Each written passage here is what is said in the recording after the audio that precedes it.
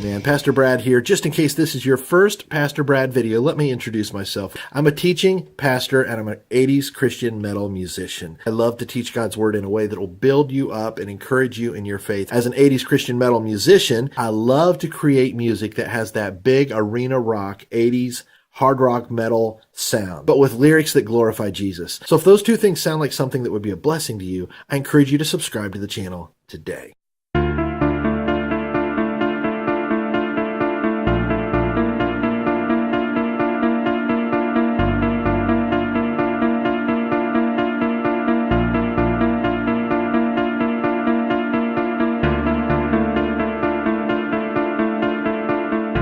The second thing we need God to help us do, the shift we need Him to help us make, is to turn intentions into actions. To turn good intentions into actions. Everybody has good intentions. Just ask them, right? Just ask them. You know, most every married couple I've ever talked to, they all intend to be a good spouse. They all want to be a good husband, a good wife.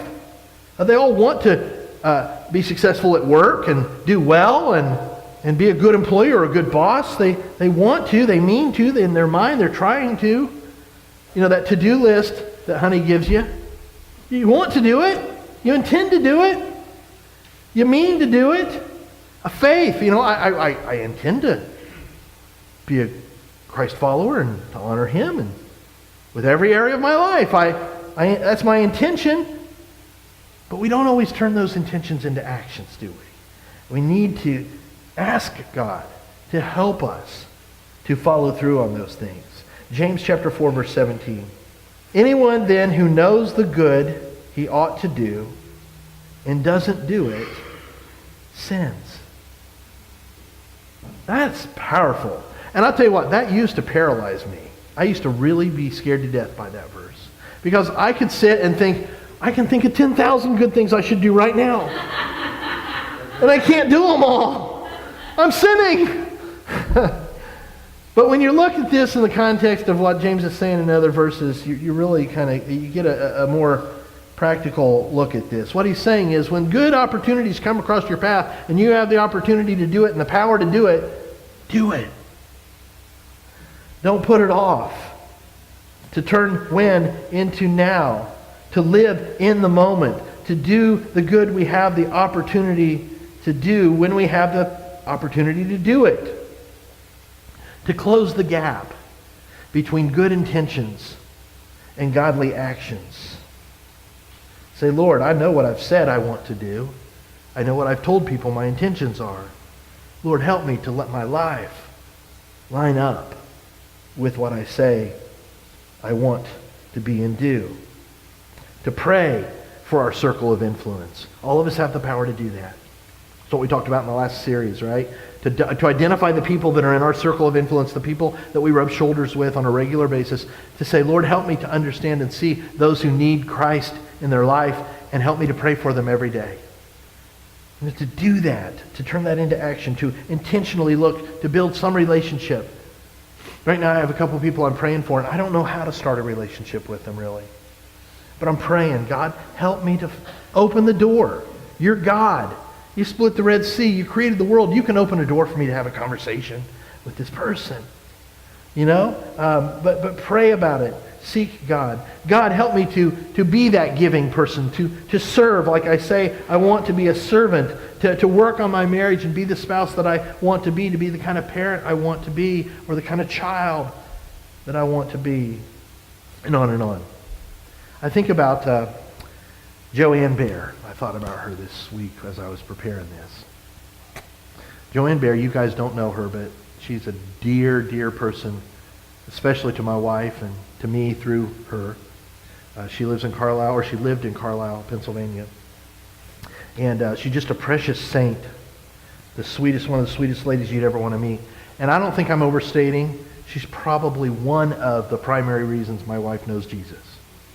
She and Ronnie Bear lived in Carlisle, and my wife grew up in Mount Holly Springs, which was about 15 or so minutes outside of Carlisle. And they learned that this family lived there, and they'd been abandoned by their father. Kelly's dad left when she was like 3.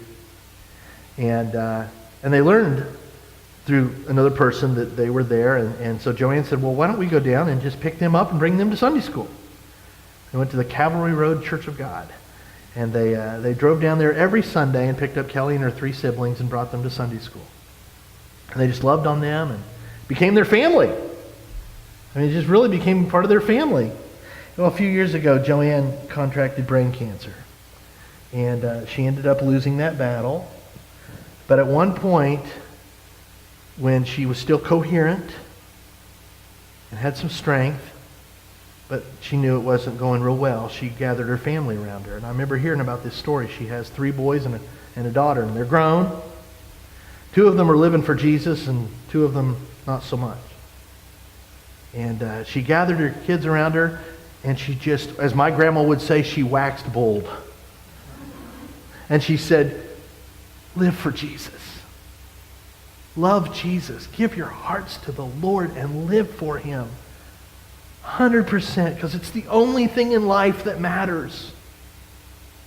Crazy how staring your mortality in the mirror will change your priorities and give you courage to say things that need to be said and burn away all the fluff and get down to what really matters.